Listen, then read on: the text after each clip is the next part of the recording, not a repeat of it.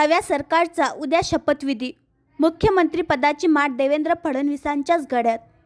राज्यातील बहुमताने महायुती सरकार सत्तेवर आल्यानंतर लवकरच या सरकारकडून सत्ता स्थापनेचा दावा राज्यपालांकडे दाखल केला जाणार आहे. त्यानुसार उद्या दिनांक 25 मुख्यमंत्री व उपमुख्यमंत्री यांचा शपथविधी होण्याची शक्यता असून मुख्यमंत्री व इतर मंत्र्यांबाबत अंतिम निर्णय होण्यासाठी देवेंद्र फडणवीस, एकनाथ शिंदे व अजित पवार हे आजच सायंकाळी नवी दिल्लीला रवाना होत आहेत. भाजपाने सर्वाधिक जागा जिंकल्याने पुन्हा एकदा देवेंद्र फडणवीस यांच्याच गळ्यात मुख्यमंत्रीपदाची माठ पडेल असे खात्रीशीर सूत्रांनी सांगितले आहे.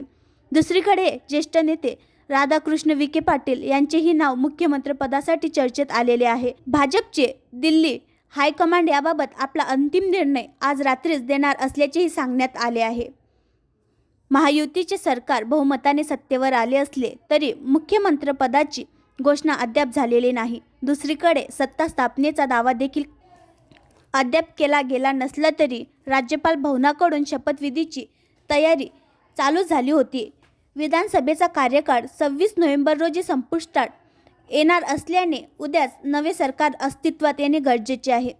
या दृष्टीने भाजप हायकमांडशी चर्चा करण्यासाठी भाजप नेते देवेंद्र फडणवीस, शिवसेना पक्षप्रमुख एकनाथ शिंदे, राष्ट्रवादी काँग्रेसचे राष्ट्रीय अध्यक्ष अजित पवार हे आज सायंकाळी दिल्लीला रवाना होत आहेत.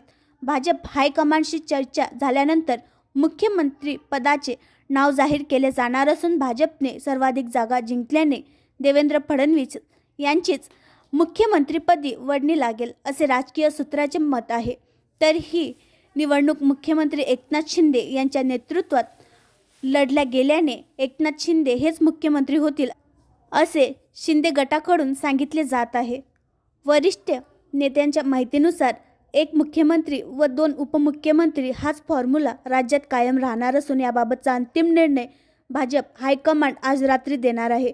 6 ते 7 आमदारांच्या मागे एक मंत्रिपद असाही फॉर्म्युला पुढे आला. त्यानुसार भाजपला सर्वाधिक 22-24, शिंदे गटाला 10-12 व अजित पवार गटाला 8 ते 10 मंत्रिपदे मिळू शकतात असेही सूत्रांनी सांगितले. या विधानसभा निवडणुकीत चमत्कारिकरित्या महायुती पुन्हा एकदा सत्तेवर आली असून भाजपाला सर्वाधिक 132 जागा, शिंदे गटाला 57 जागा तर अजित पवार गटाला 41 जागा मिळालेल्या आहेत. दुसरीकडे सर्व महाआघाडी 46 जागात गुंडाळलेली गेली आहे.